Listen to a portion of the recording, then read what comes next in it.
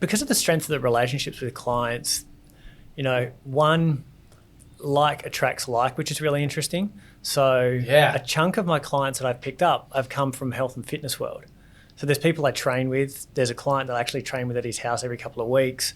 Others have just come through from the CrossFit world who I've met in my travels. Me and a mate started a CrossFit comp about 5 years ago.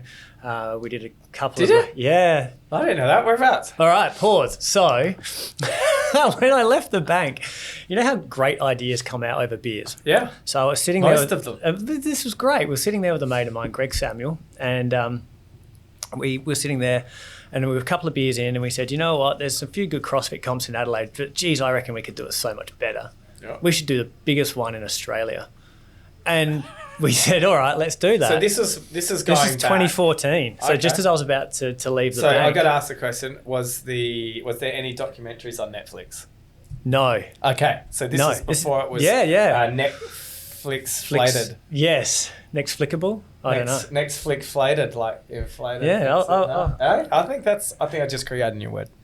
Noted. A few beers in and we just said, let's have a crack at this. Let's create a competition. Let's pump some serious money into it. Let's make it bigger than what SA has experienced so far. And that's what we did. We sat down and our first event was called the Affiliate Super League.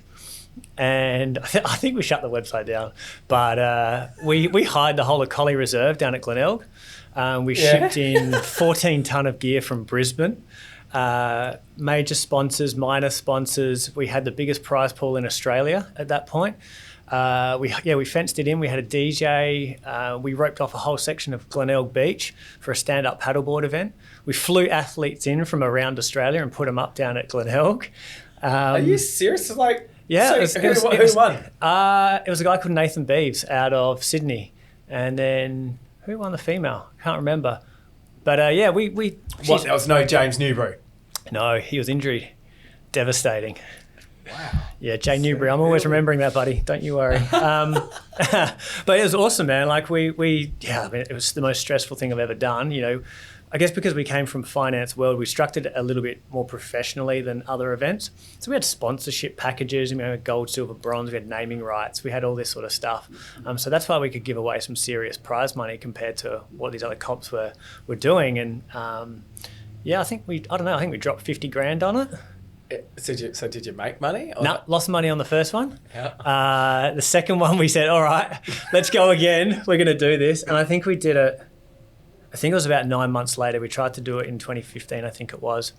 And I don't know if you know the IGA that was opposite the old gym in the city. On Gillies Street. On Gillies Street. At the back, there's a massive warehouse. Yeah. So for the second event, we thought, okay, let's make it a bit different again. And we made it like a UFC match. So what we did was... plus we made it boozier, so we got it sponsored by a brewery. That was the money-making ticket.